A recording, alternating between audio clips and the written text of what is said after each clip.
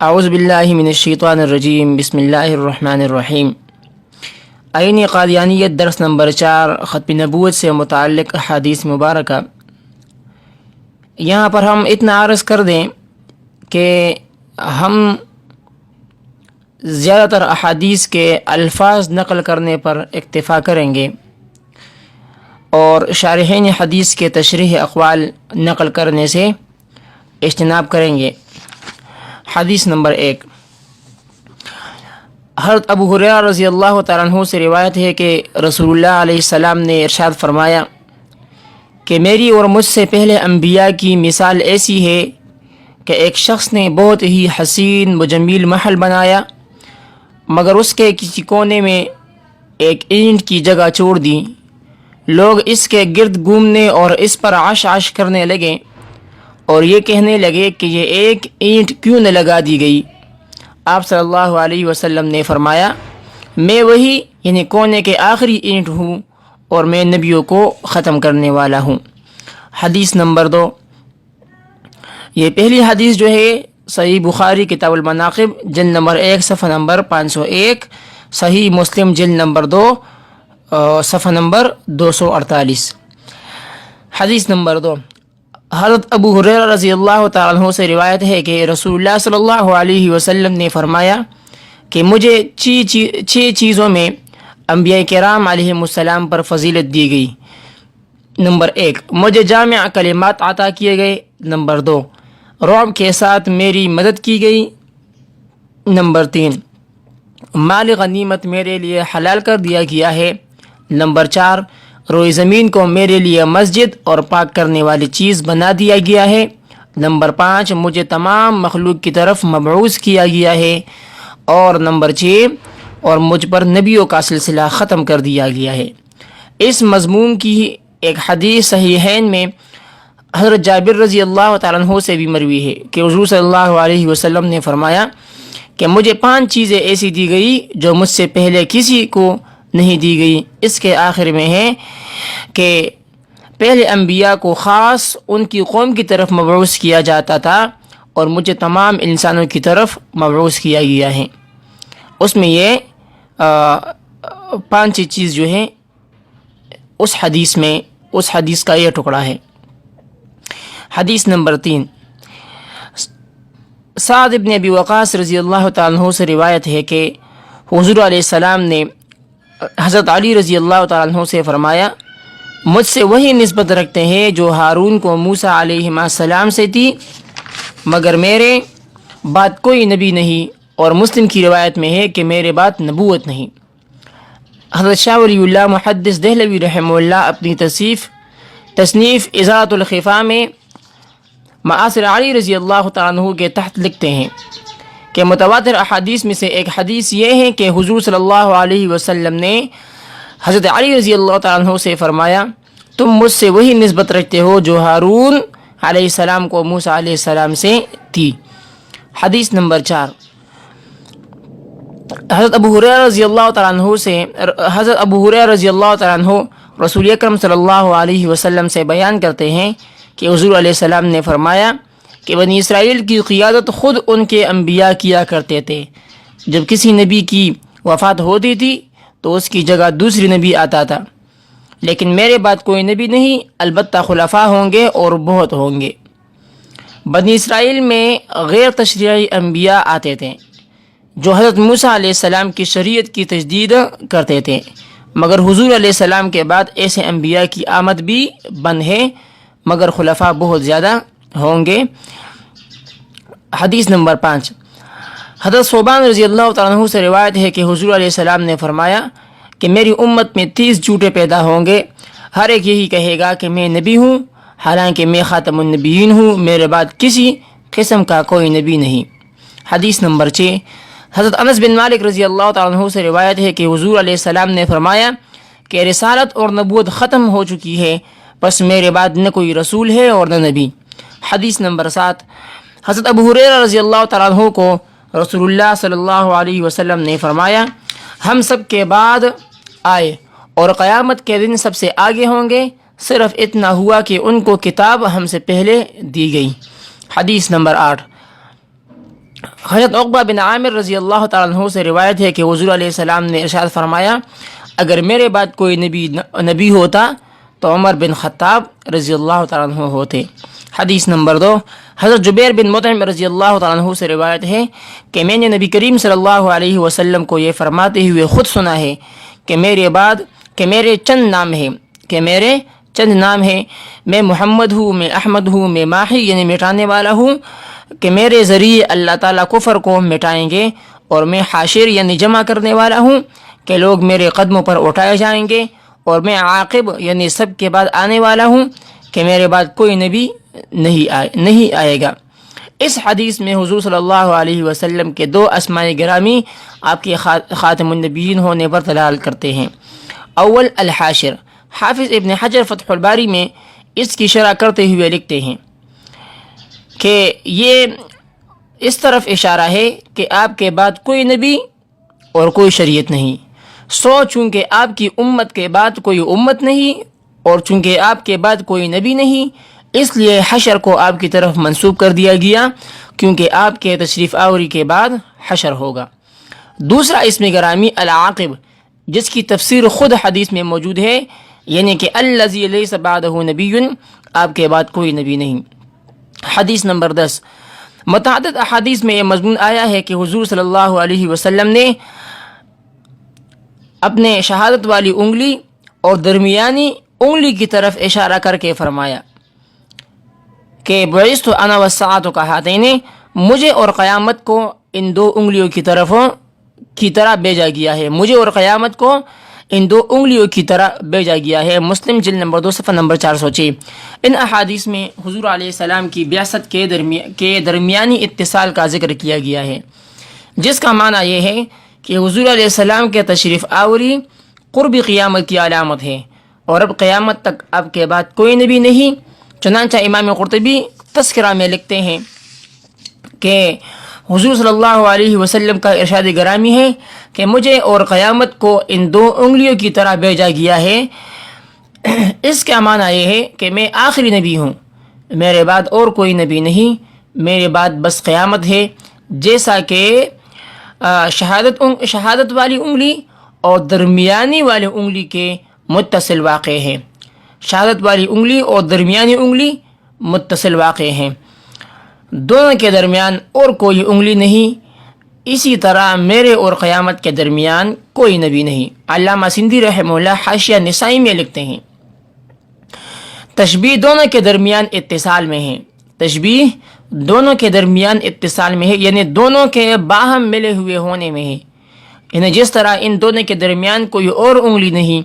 اسی طرح حضور علیہ السلام کے درمیان اور قیامت کے درمیان اور کوئی نبی نہیں۔ ختم نبوت پر اجماع امت۔ حجت الاسلام امام غزالی رحمہ اللہ نے الاقتصاد میں فرماتے ہیں کہ بے شک امت نے بالاجماع اس لفظ یعنی خاتم النبیین سے یہ سمجھا ہے کہ اس کا مفہوم یہ ہے کہ آپ کے بعد نہ کوئی نبی ہوگا اور نہ رسول،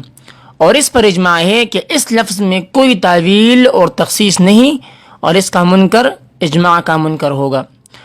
حضرت ملا علی قاری شرح فقہ اکبر میں فرماتے ہیں کہ ودعوى النبوة بعد نبینا صلی اللہ علیہ وسلم کفر بالاجماع،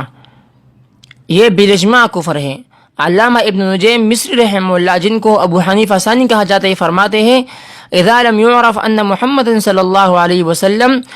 آخر الانبیاء فلیس بمسلم لانه من الضروریات۔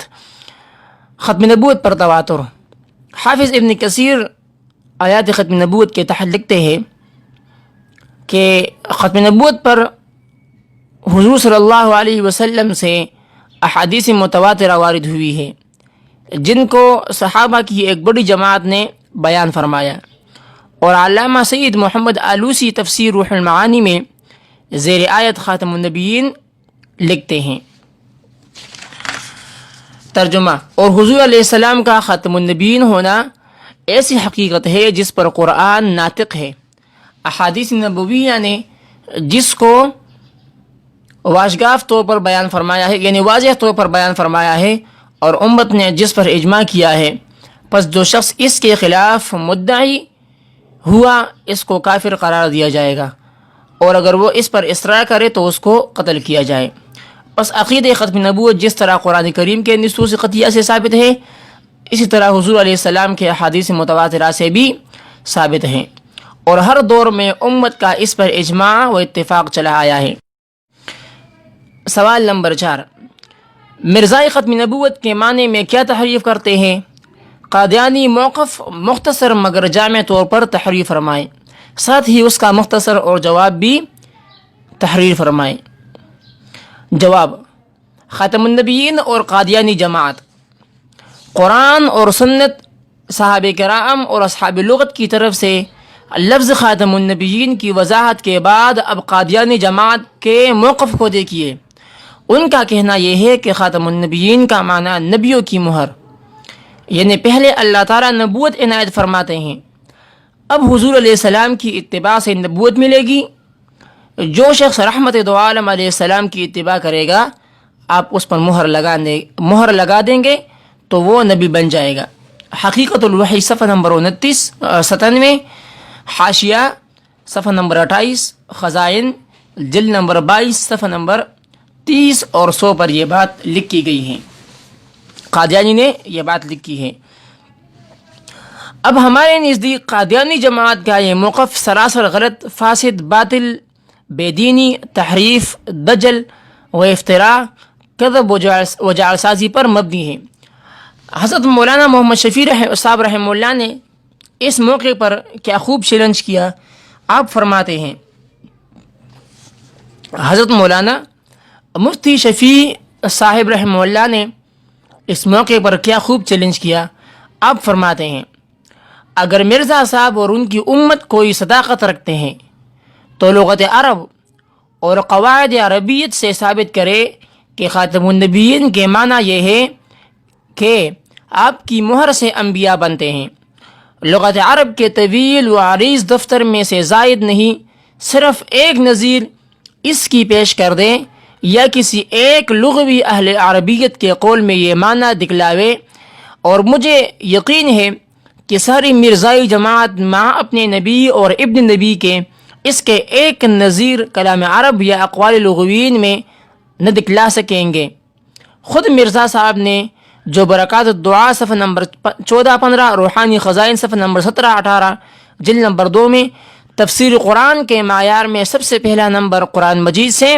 اور دوسرا احادیث نبی کریم سے، اور تیسرا اقوال صحابہ کرام سے رکھا ہے۔ اگر یہ صرف ہاتھی کے دکھلانے کے دانت نہیں تو خدا را خاتم النبیین کی اس تفسیر کو قرآن کی کسی ایک آیت میں دکھلائے،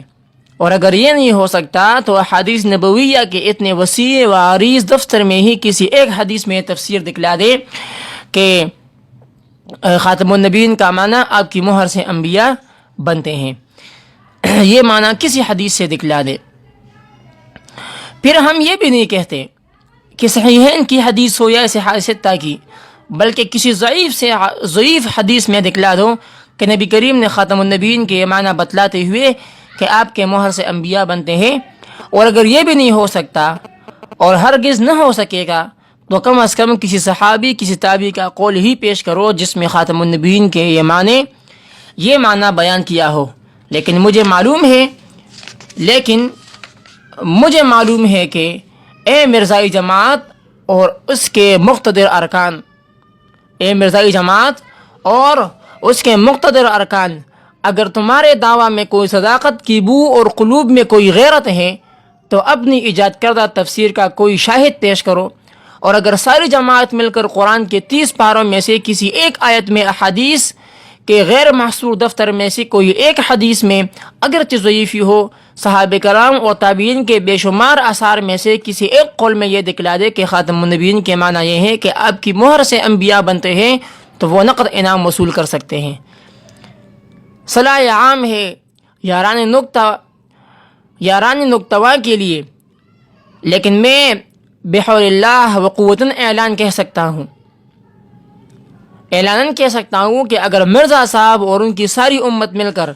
ایڑی چوٹی کا زور لگائے تب بھی ان میں سے کوئی ایک چیز پیش نہ کر سکیں گے، ولو کان بعضهم لبعض ظہیرا، بلکہ اگر کوئی دیکھنے والے آنکھ اور سننے والے کان رکھتا ہے تو قرآن عزیز کی نصوص اور احادیث نبویہ کی تصریحات اور صحابہ کرام تابعین کے صاف صاف آثار، سلف صالحین اور ائمہ تفسیر کے کھلے کھلے بیانات اور لغت عرب اور قواعد عربیت کا واضح فیصلہ سب کے سب اس تحریف کی تردید کرتے ہیں اور اعلان کرتے ہیں کہ آیت خاتم النبیین کے وہ معنی جو مرزائی فرقہ نے گڑے ہیں باطل ہے، ختم نبوت کامل۔ مفتی محمد شفیع صاحب رحمہ اللہ نے لکھی ہے۔ قادیانی ترجمہ کے وجوہی ابطال، یعنی قادیانی ترجمہ کے جو وجہ ہے باطل ہونے کا، آج ہم وہ پڑھیں گے۔ اول، اس لیے کہ یہ معنی محاورات عرب کے بالکل خلاف ہے، ورنہ لازم آئے گا کہ ختم القوم اور آخر القوم کے بھی یہی معنی ہو کہ اس کی مہر سے قوم بنتی ہے، اور خاتم المہاجرین کے یہ معنی ہوں گے کہ اس کی مہر سے مہاجرین بنتے ہیں۔ نمبر 2، مرزا غلام احمد قادیانی نے خود اپنی کتاب ازالہ اوہام صفحہ نمبر 614، روحانی خزائن صفحہ نمبر 431، جلد نمبر 3 پر خاتم النبیین کا معنی اور ختم کرنے والا نبیوں کا کیا ہے۔ مرزا غلام احمد قادیانی نے لفظ خاتم کو جمع کی طرف کئی جگہ مضاف کیا ہے، یہاں صرف ایک مقام کی نشاندہی کی جاتی ہے۔ مرزا نے اپنی کتاب تریاق القلوب صفحہ نمبر 157، روحانی خزائن جلد نمبر 15 صفحہ نمبر 479 پر اپنے متعلق تحریر کیا ہے: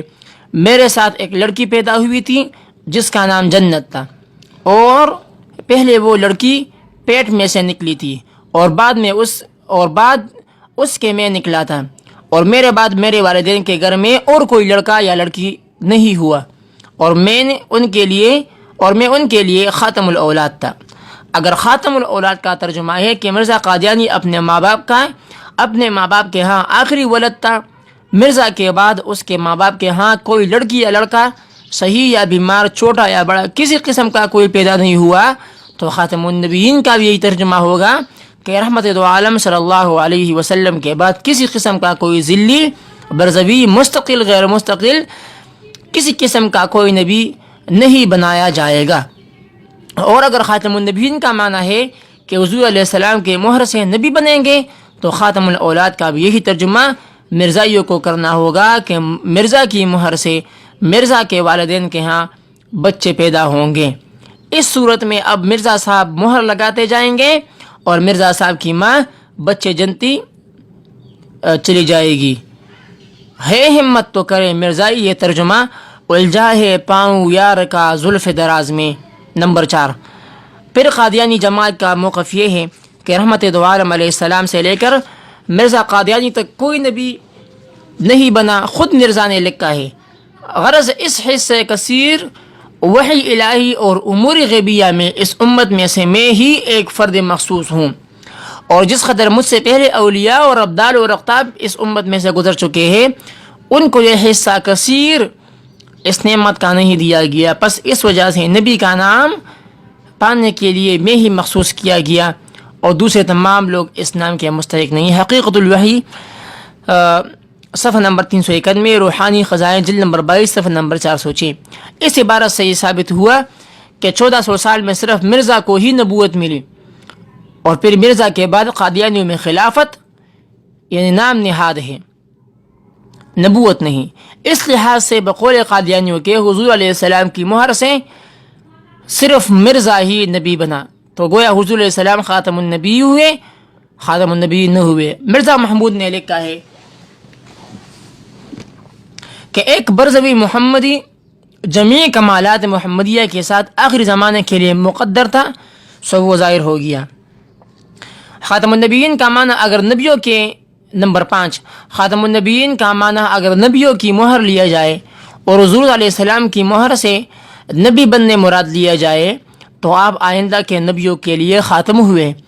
سیدنا آدم علیہ السلام سے لے کر سیدنا عیسیٰ علیہ السلام تک آپ خاتم النبیین نہ ہوئے۔ اس اعتبار سے یہ بات قرآنی منشا کے صاف خلاف ہے۔ نمبر 6، مرزا غلام احمد قادیانی نے رحمت دو عالم علیہ السلام کی اتباع کی تو نبی بن گئے، یہ ہے خاتم النبیین کا قادیانی معنی۔ یہ اس لحاظ سے بھی غلط ہے کہ خود مرزا غلام احمد قادیانی لکھتا ہے، اب میں بموجب آیت کریمہ و اما بنعمت ربک فحدث اپنی نسبت بیان کرتا ہوں کہ خدا تعالیٰ نے مجھے اس تیسرے درجے میں داخل کر کے وہ نعمت بخشی ہے کہ جو میری کوشش سے نہیں بلکہ شکم مادر میں ہی مجھے عطا کی گئی۔ حقیقت الوحی صفحہ نمبر 67۔ لیجئے، خاتم النبیین کا معنی نبیوں کی مہر، وہ لگے گی اتباع کرنے سے، وہ صرف مرزا پر لگی، اس لیے آپ خاتم النبی ہوئے۔ اب اس حوالے میں مرزا نے کہہ دیا کہ جناب اتباع سے نہیں بلکہ شکم مادر میں مجھے یہ نعمت ملی، تو گویا خاتم النبیین کی مہر سے آج تک کوئی نبی نہیں بنا، تو خاتم النبیین کا معنی نبیوں کی مہر کرنے کا کیا فائدہ ہوا؟